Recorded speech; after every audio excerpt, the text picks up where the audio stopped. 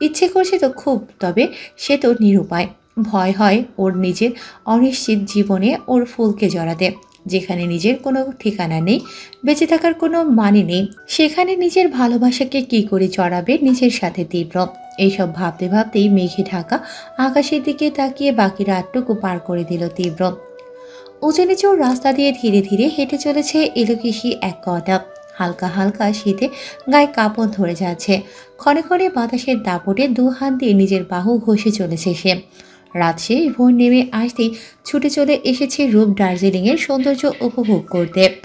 পরনে নীলরঙা গাউনটা সামলে সামলে হাঁটছে রূপ। খোলা চুলে কোনো এক পরীর দেশের হুড়পড়ি লাগছে রূপকে এই মুহূর্তে। ঘুম ঘুম চোখে, ফোলা মুখ আর অয়েলি স্কিন সব মিলে দারুণ এক সৌন্দর্য ফুটে উঠেছে রূপের চেহারায়। কোনো লেখক এখন রূপকে দেখলে নির্ঘাত নিজ উপন্যাসে রূপকে ফুটিয়ে তুলতে নিজে লেখনীর সাহায্যে। কোনো শিল্পী ও নিজ তুলিতে আঁকত রূপ নামক এলোকেশী কন্যাকে। কোনো কবি অনায়াসে বানাতো রূপময়ী কন্যার কবিতা।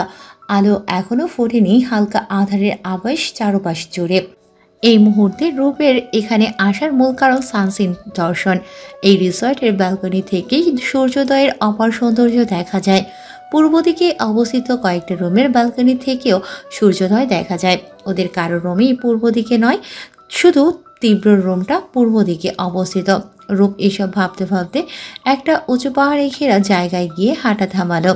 সামনে তাকিয়ে প্রশান্তির নিঃশ্বাস নিল। রূপ একদম পাহাড়ের শেষ প্রান্তে গিয়ে দাঁড়ালো।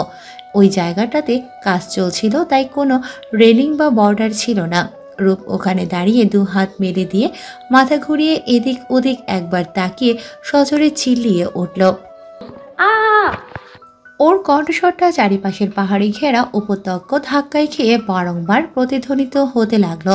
রূপ আনন্দে লাফিয়ে উঠে যেই না পেছাতে যাবে, অমনি উঁচু নিচু পাহাড়ে পা ভেজে পাহাড় থেকে পা ফসকে পড়ে যেতে নিলেই কেউ একজন শক্ত করে ওর কোমর জড়িয়ে নিচের দিকে টেনে নিল।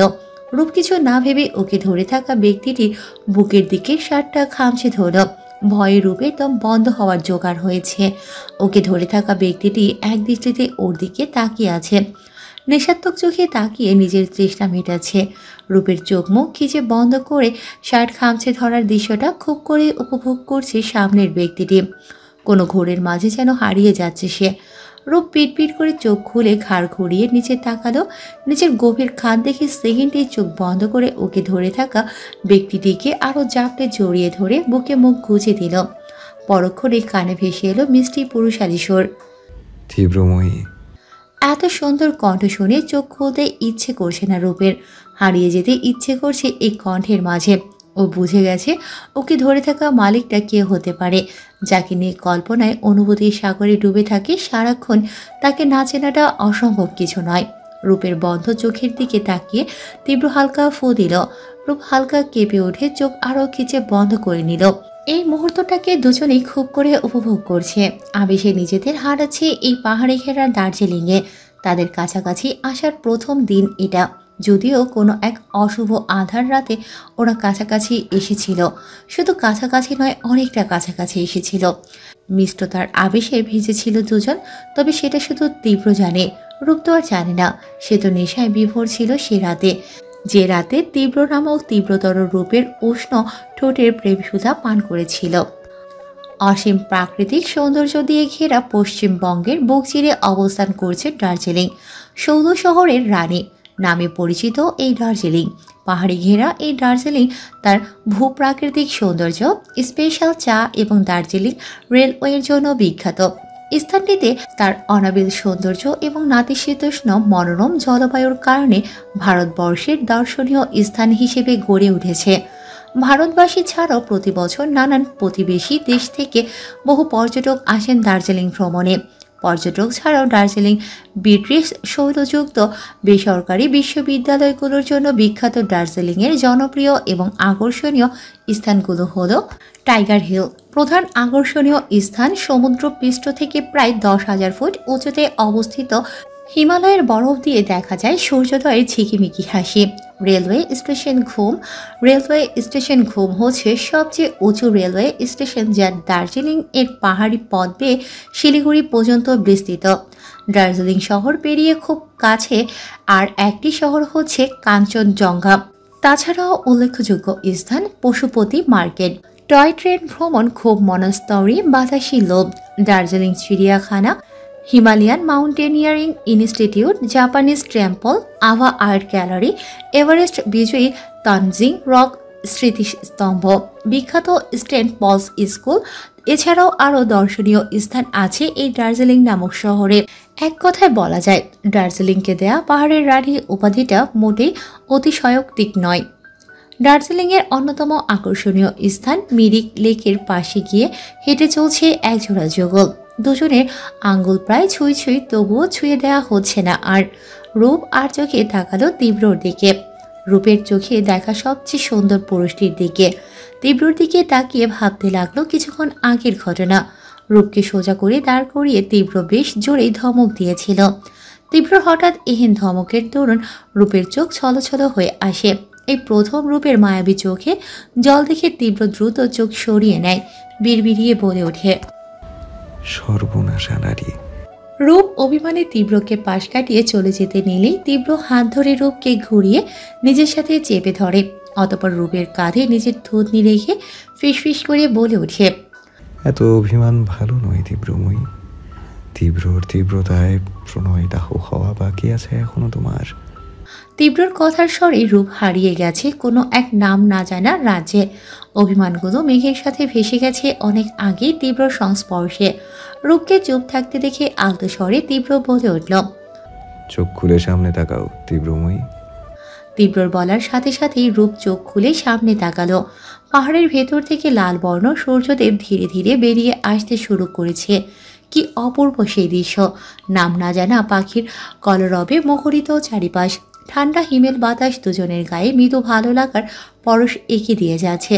দুজনেই দার্জিলিংয়ের এই মনোরম সূর্যোদয়টা উপভোগ করলো একসাথে। এরপর দুজন হাঁটা ধরল দার্জিলিংয়ের অনন্য সৌন্দর্য উপভোগ করতে।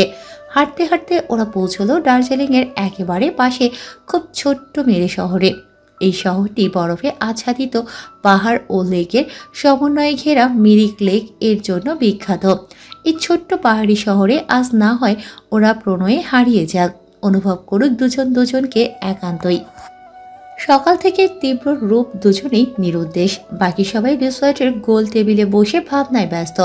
সকালে রূপকে পাশে না পেয়ে মৃন্ময়দের বলতেই ওরা জানালো তীব্র রিসর্টে নেই। রিসর্টের মালিককে জিজ্ঞেস করতেই উনি বললেন, ভোরের দিকে রূপ বেরোনোর পরেই তীব্রকে বেরোতে দেখেছে ওরা, তবে কোথায় গেছে তা কেউ বলতে চায়নি। সেই থেকেই ওদের চিন্তার শেষ নেই। তবে মৃন্ময় আর মেঘের কোনো হেলদোল নেই এতে। ওরা জানে তীব্র আর রূপ একসাথেই আছে, কারণ তীব্র কখনো রূপকে একা ছাড়বে না। তাই ওরা নিশ্চিন্তে ব্রেকফাস্ট করছে। ওদের এত খামখেয়ালি ভাব দেখে মন সন্দিহান কণ্ঠে বলে উঠল, কি ব্যাপার জিজু, আপনারা খোঁজ না নিয়ে এভাবে বসে আছেন কেন? মনের কথা শুনে মেঘ শান্ত কণ্ঠে বলে উঠল, কিভাবে বসে আছে? মন বিরক্ত কণ্ঠে বলল, এভাবে ডোন্ট কেয়ার ভাব নিয়ে বসে আছেন কেন? এবার মৃন্ময় পেখমের দিকে তাকিয়ে বলল, প্রেম করতে এসেছি, প্রেম করবো শালিকা। শুধু শুধু অন্য কাপলদের খুঁজে তাদের প্রেম নষ্ট করব কেন বলো তো? মৃন্ময়ের কথায় ছোটখাটো একটা বিস্ফোরণ হলো যেন। বন্ধু মহলের সব সদস্য একসাথে চিল্লিয়ে উঠল। মেঘ আর মৃন্ময় কানে হাত দিয়ে হতবাক চোখে তাকিয়ে আছে ওদের দিকে। বিস্ময় চেপে রাখতে না পেরে পেখম বলে উঠল, কাপল মানে কারা কাপল? মৃন্ময় হালকা হেসে বলল, তুমি আমি যেমন কাপল, ঠিক তেমনই যাদের জন্য এত টেনশন করছো সবাই তারাও কাপল। নীল অবাক দৃষ্টিতে তাকিয়ে বোকার মতো প্রশ্ন করল। মানে? মেঘ এবার এদের রিয়াকশন দেখে হেসে ফেলল। ওরাও তো এমন অবাক হয়েছিল তীব্রর মুখে রূপের কথা শুনে। মেঘ হাসতে হাসতেই বলল, মানে হচ্ছে দে are made for each other. সবার মুখের কথা অটোমেটিক বন্ধ হয়ে গেল। ওদের এত হতাশ করতে ইচ্ছে হলো না মৃন্ময়ের। শত হোক তারা বোকাশোকা বইয়ের প্রাণের বন্ধু বান্ধব বলে কথা। তাই সেদিন তীব্রর বলা কথাগুলো ওদের বলে দিল। মৃন্ময়ের কথা শুনে মৃদু হাসি ফুটল উপস্থিত সবার ঠোঁটে। লং গ্রাউন্ডটা দু হাতে তুলে চা বাগানের মাঝে দৌড়াচ্ছে রূপ। বারবার পেছনে ফিরে লাজুক হাসে। দু হাত পকেটে ঢুকিয়ে ধীর পায়ে রূপের পেছন পেছন হাঁটছে তীব্র। ঠোঁটের কোণে তৃপ্তির নজর করা হাসি লেগে আছে। 6 ফুটের একটু বেশি লম্বা, মাত্রাতিরিক্ত ফর্সা চেহারার মায়ায় ঘেরা সুদর্শন পুরুষটিকে নীল শার্টে কল্পরাজ্যের রাজকুমার মনে হচ্ছে রূপের কাছে। তীব্র নজর করা হাসিতে বারবার ঘায়েল হচ্ছে রূপ। হাসিটা যেন রূপের বক্ষে গিয়ে বিঁধছে। রূপ একটু দাঁড়াতেই তীব্র দৌড়ে এসে হাত টেনে নিজের কাছে নিয়ে এলো রূপকে। দুজনের দূরত্ব একদম নেই বললেই চলে। তীব্রর হঠাৎ এহেন কাজে রূপ দ্রুত চোখ বন্ধ করে নিল, কিন্তু অনেকক্ষণ পরেও কোনো ছোঁয়া না পেয়ে চোখ খুলতেই কিক করে একটা আওয়াজ হলো। সেদিকে তাকিয়ে দেখলো তীব্রর হাতে ক্যামেরা। তার মানে রূপের ছবি তুলছিল তীব্র। মাথায় কিছুর অস্তিত্ব পেয়ে সেখানে হাত দিয়ে বুঝলো এটা ফুলের ক্রাউন। সেটা সামনে আনতেই দেখলো পাহাড়ি নীলরঙা ফুলের তৈরি সুন্দর একটা ক্রাউন, যেটা বন্য ঘাস দিয়ে বাঁধাই করা। তার মাঝে বড় বড় তাজা নীল ফুল। রূপ ক্রাউনটা পুনরায় মাথায় পড়ে দৌড়ে তীব্রকে জড়িয়ে ধরল। মৃদু হাসল তীব্র। সেও দুহাতে তার তীব্রময়ীকে জড়িয়ে নিল নিজের বাহু ডোরে। কিছুক্ষণ পর রূপের মাথায় হাত রেখে আলতো স্বরে বলে উঠল, তীব্রময়ী, সকাল থেকে কিছু খাওনি তো? চলো সামনে রেস্টুরেন্টে খেয়ে নেবে। রূপ মাথা ঝাঁকিয়ে তীব্রর কথায় সায় জানালো। তারপর দুজনে হাঁটা ধরল। আসলে রূপের এখন আর অস্বস্তি লাগছে না তীব্রর সামনে।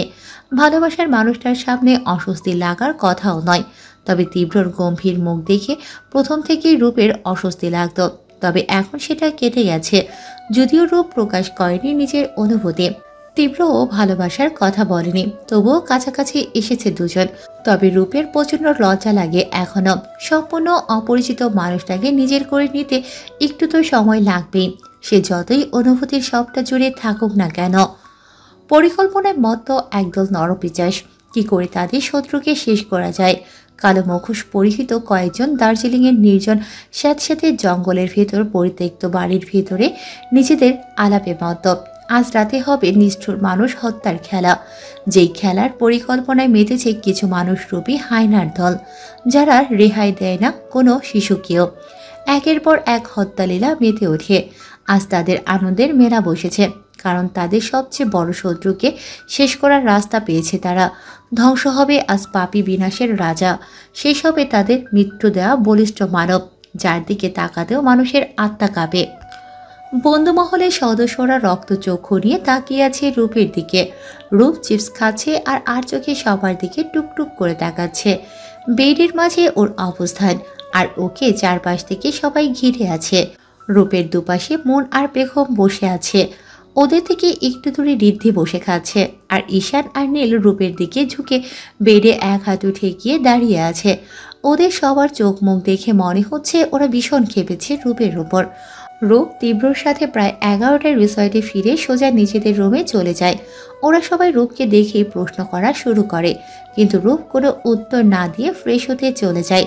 ফ্রেশ হয়েও কোনো কথা না বলে চিপস খেতে শুরু করতেই ওরা সবাই ঘিরে ধরে রূপকে।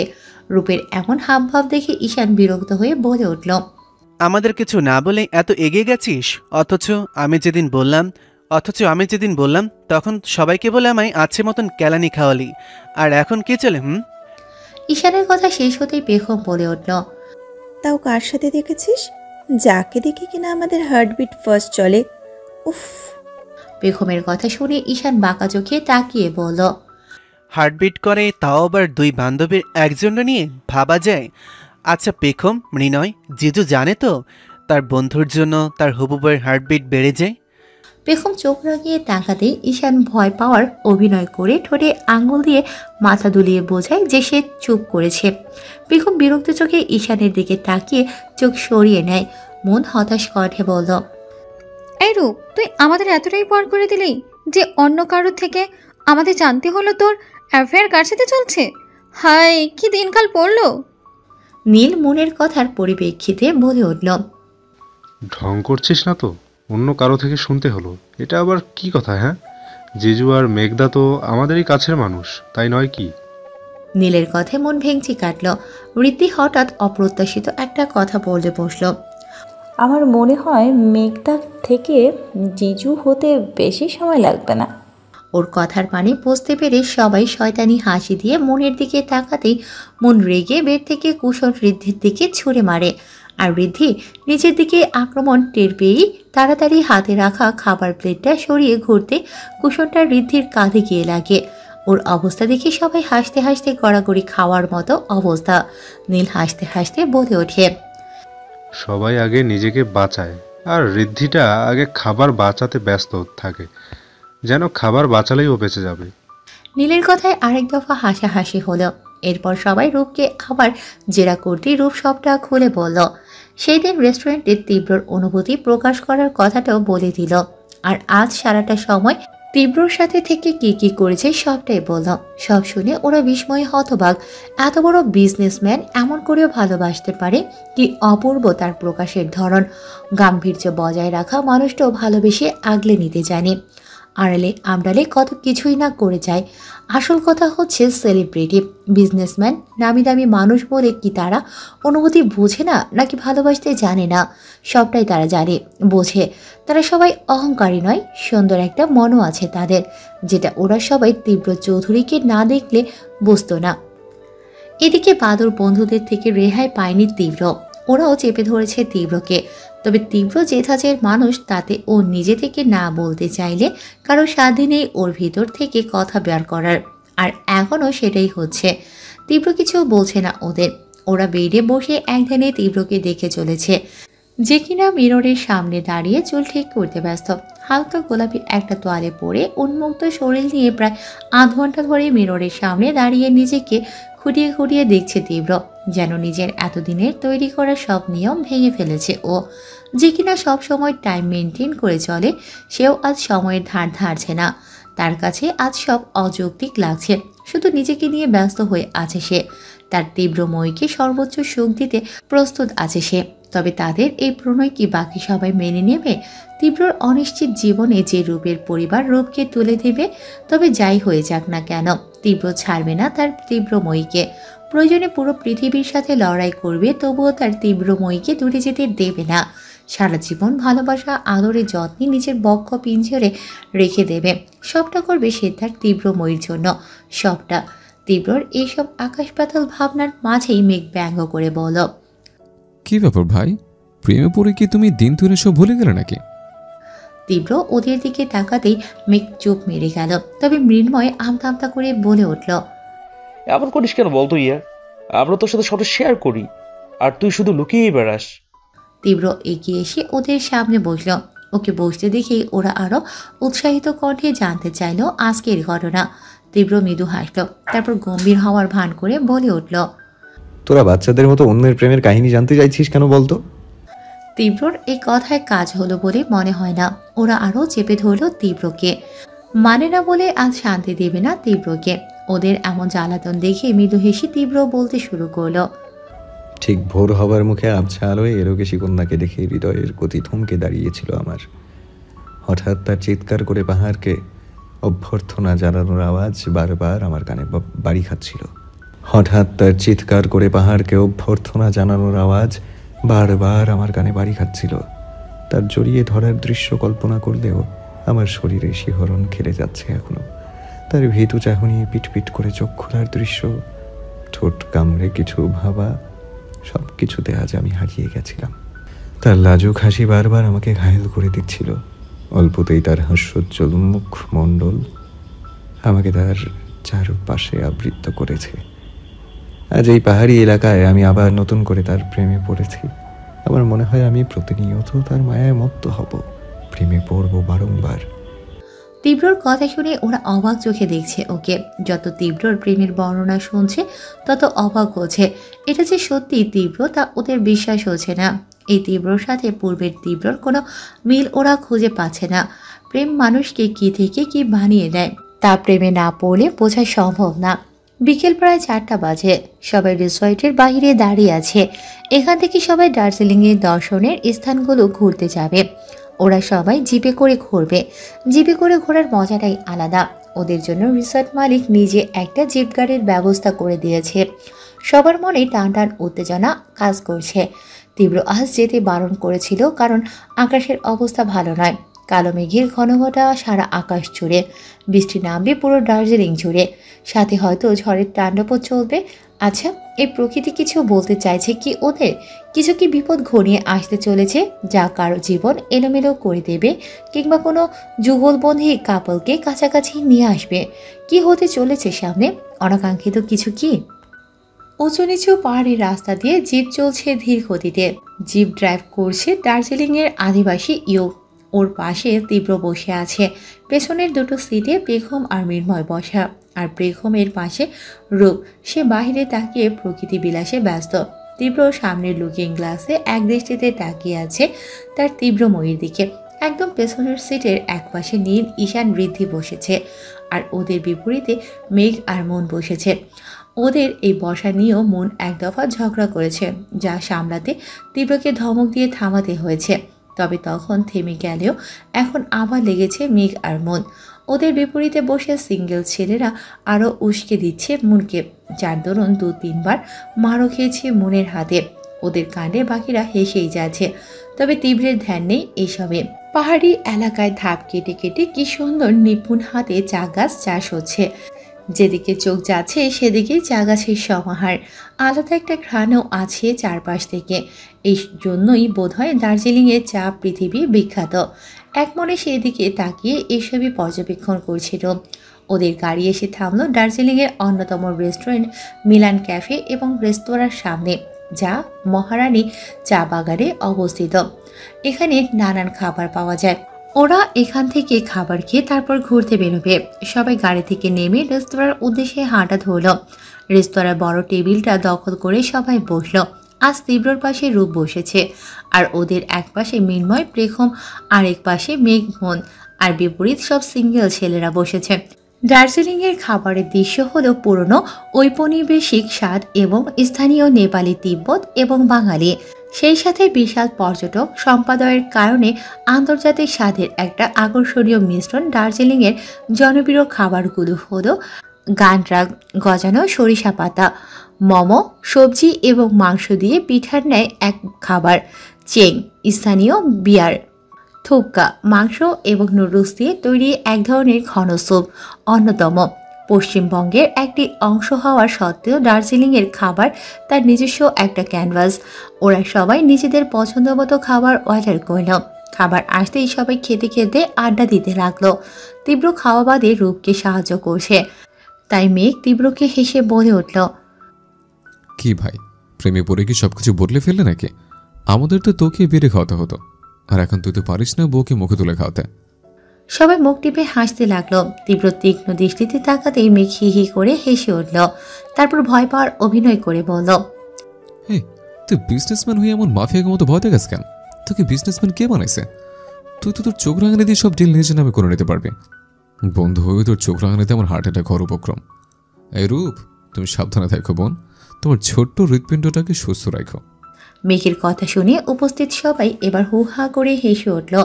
রূপ লাজুক হাসে। তীব্র রূপের প্লেটের চিকেন ফ্রাই নাইফ দিয়ে কেটে দিয়ে বলে উঠল, এত বকবক শুনলে যে কেউ এমনিতেই হার্ট অ্যাটাক করে বসবে, বুঝলি? আর আমার বউ অনেক স্ট্রং, তাই সহজে কিছু হবে না। আর আমি আছি তো, নাকি? তোকে এত ভাবতে কে বলে, উড়ো মেঘ? তীব্রর কথায় আরেক দফা হাসাহাসি হলো। খাওয়া দাওয়া শেষ করে সবাই ঘোরার উদ্দেশ্যে আবার জিপে বসল। ওরা এখন যাচ্ছে জঙ্গল কুইন হোমস্টে, যা দার্জিলিংয়ের অন্যতম একটা স্থান। সুন্দর মুহূর্ত কাটানোর জন্য পর্যটকদের কাছে পছন্দের একটা স্থান। অপরূপ সৌন্দর্যে ভরপুর পাহাড়ে ঘেরা এই স্থান। এবার মেঘ সামনের সিটে বসেছে, কারণ মন কিছুতেই মেঘের সাথে বসবে না বলে পণ করেছে। তাই তীব্র জোর করে মেঘকে ধমক দিয়ে সামনের সিটে বসিয়েছে। মনকে পেখমদের সাথে বসতে বলে রূপকে এক প্রকার টেনে নিয়ে পেছনে নিজের সাথে বসিয়েছে। রূপ এজন্য গোমরা মুখে বাইরে তাকিয়ে আছে, তীব্রর দিকে তাকাচ্ছে না একবারও। রূপের এমন কাণ্ডে তীব্র মাদক মিশ্রিত কণ্ঠে বলে উঠল, আমার হৃদয়ে দহন জ্বালানো প্রথম হৃদয় স্পর্শী তুমি তীব্রময়ী। তীব্রের মাদক মিশ্রিত কণ্ঠ কথা শুনে রূপের কয়েকটা হার্টবিট মিস গেল মনে হয়। এমন করে বলে কেউ? রূপের বুঝি লজ্জা করে না? রূপ লাজুক হেসে তীব্রের কাঁধে আলতো করে মাথা এলিয়ে বাহিরে তাকিয়ে থাকে। তীব্র তৃপ্তির হাসি হেসে মুহূর্তটা উপভোগ করতে ব্যস্ত হয়ে যায়। পাহাড়ি এলাকায় বড়সড় ঝর্ণা দেখতে পেয়ে সবাই এক্সাইটেড হয়ে সেদিকেই এগিয়ে যায়। সবার পেছনে তীব্র আর রূপ আসে। তীব্র রূপের কানের কাছে ফিসফিস করে বলে ওঠে, হ্যাঁ তীব্রময়ী, ঝর্ণায় নামবে? রূপ অসহায়ভাবে বলে উঠল, ভিজে গেলে কি হবে? ড্রেস তো আনিনি। তীব্র মৃদু হেসে কিছু না বলে রূপকে কোলে তুলে নিল। হঠাৎ তীব্রের এহেন কাজে হকচকিয়ে রূপ বলে উঠল, কি করছেন কি? নামান বলছি, ওরা সবাই দেখলে কি ভাববে? নামান না। রূপ সমানে মুচড়ামুচড়ি করে যাচ্ছে ছাড়া পাওয়ার জন্য, কিন্তু তীব্র ছাড়ছে না। এবার তীব্র চোখ রাঙিয়ে তাকাতেই রূপ চুপ হয়ে গেল। বাকিদের কাছে আসতেই ওরা সবাই সজোরে চিল্লিয়ে ও বলে উঠল। রূপের ভীষণ লজ্জা লাগছে এই মুহূর্তে, তবে তীব্র ওদের দিকে তাকিয়ে মৃদু হেসে রূপকে নিয়ে ঝর্ণার নিচে দাঁড়ালো। মুহূর্তে দুজনেই ভিজে গেল। মুহূর্তটা দুজনেই ভীষণভাবে উপভোগ করল। ভালোবাসার প্রথম অধ্যায় তাদের। প্রেমের নেশায় মত্ত হয়ে গেল দুজনেই। বাকি প্রেম যুগলরাও নিজেদের মতো কিছু মুহূর্ত উপভোগ করল।